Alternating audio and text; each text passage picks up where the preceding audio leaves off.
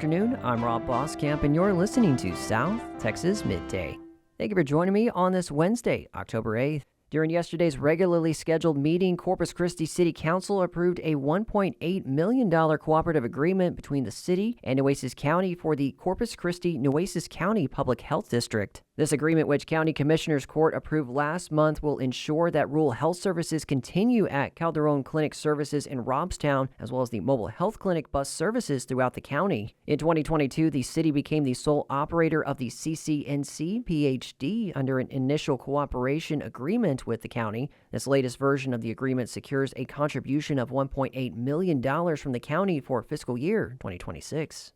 And in that same meeting, City Council voted 5-3 to approve looking at recruiting another attorney to look into questions about millions of dollars in taxpayer funding that was awarded for developing a private downtown hotel. City Council approved staff to explore recruiting from a council-provided list. Caller Times reports that it would be an augment to the council's decision last month to hire an attorney to represent the city and the mayor's interests in a competing developer's lawsuit related to the funding award. The move follows continued debate over what led to granting $2 million in funds to a proposed Homewood Suites by Hilton development. Those funds were drawn from the city's downtown tax increment reinvestment zone.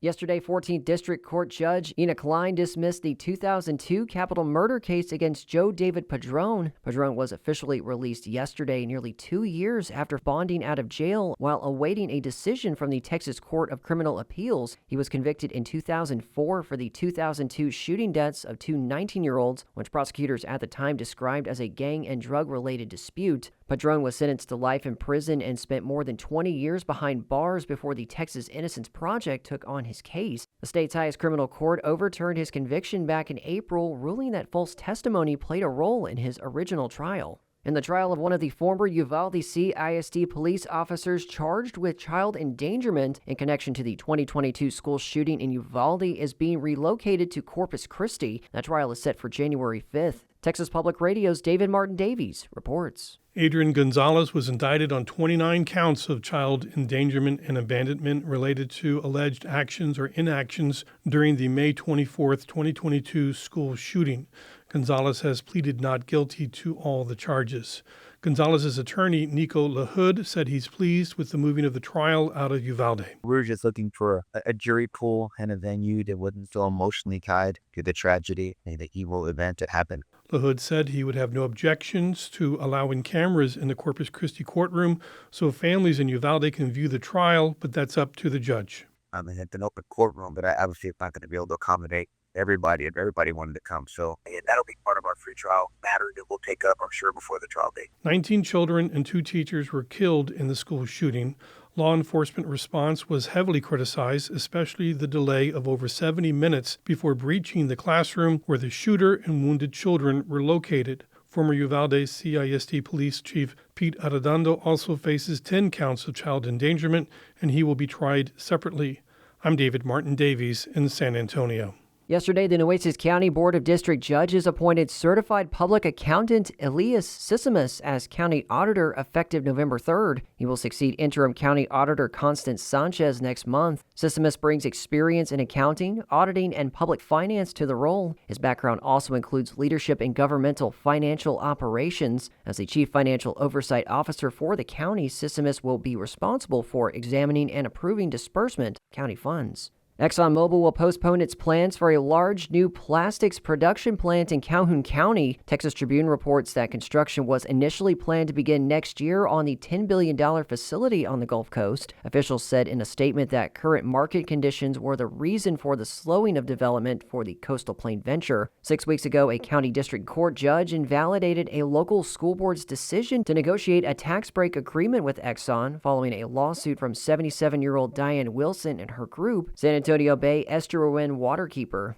SpaceX said it will conduct the 11th test flight of Starship from Boca Chica Starbase as early as Monday. The launch window will open at 6:15 p.m. Monday's flight will build on the success of Starship's previous flight test. Experiments will gather data for the next-generation Super Heavy booster, stress test Starship's heat shield, and demonstrate maneuvers that will mimic the upper stage's final approach for a return to launch site. Starship with 6 engines is the upper stage. For now, SpaceX will attempt a controlled landing in the Indian Ocean near Australia Australia, something it successfully did at the end of Flight 10 back in August.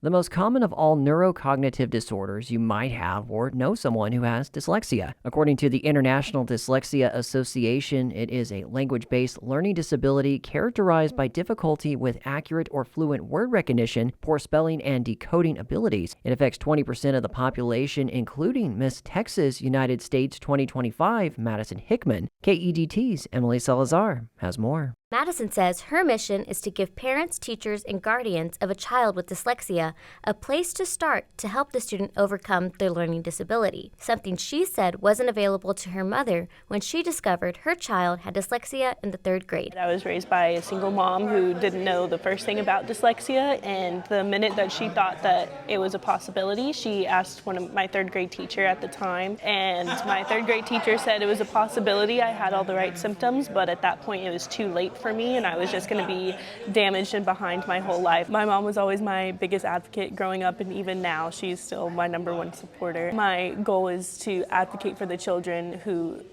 parents don't know even where to start advocating for them. Madison, born and raised in San Antonio, is a psychology student at Texas A&M University Corpus Christi. She is using her reign representing the Lone Star State and experience overcoming this learning challenge by creating the Dyslexic Strategy Workbook for Early Elementary, available at Barnes & Noble. She says that for her, dyslexia presented itself in reading and writing lessons in elementary school. After years of tutoring with a dyslexia specialist, Madison discovered strategies that helped her most, like reading off colored paper. There's a whole bunch of different online platforms that I have learned work better for me, because something that's really weird with dyslexic people is we read best on colored paper.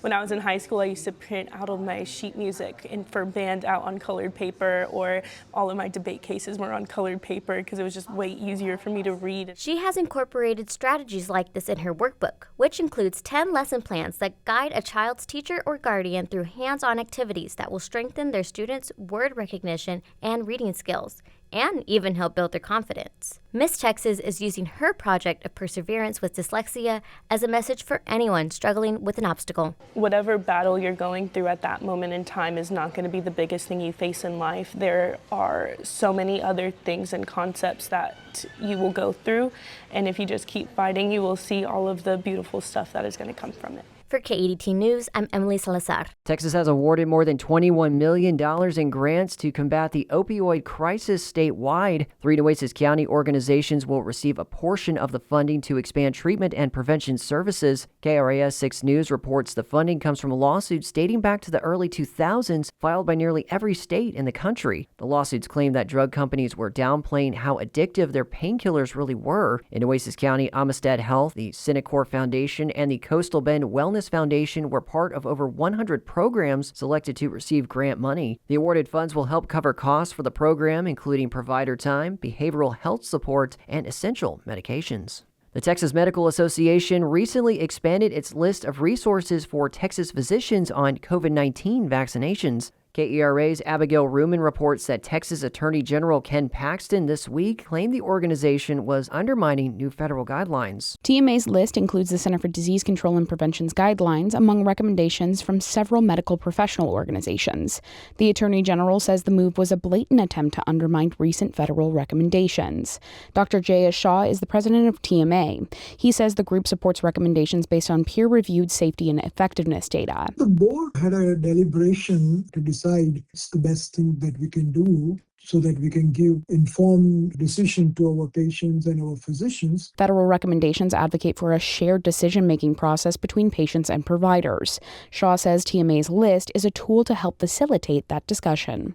I'm Abigail Ruman in Dallas. Early voting across the state begins October 20th and runs through the end of the month. Voter registration closed earlier this week for next month's constitutional election. This year's ballot includes local races and statewide propositions such as citizenship status for voters and relocating some sales tax dollars to the state water fund. Deadline to register for the 2026 primary election is February 2nd. Voters can find polling locations, sample ballots, and election information through their county elections office or the Texas Secretary of State's website. And the Avocado Festival returns to Pharr this weekend. This year's event will happen from 2 to 11 p.m. Saturday in downtown Pharr. The annual festival celebrates the city's International Bridge as the top produce bridge in the country. City officials said over 60% of the produce distributed nationwide is shipped through Pharr, with avocados being number one. Last year, approximately 1.3 billion pounds of avocados were shipped from Mexico through Pharr and across the U.S. The Avocado Fest will feature inspired food and drinks, guacamole, and avocado costume contests, as well as live entertainment and family-friendly activities.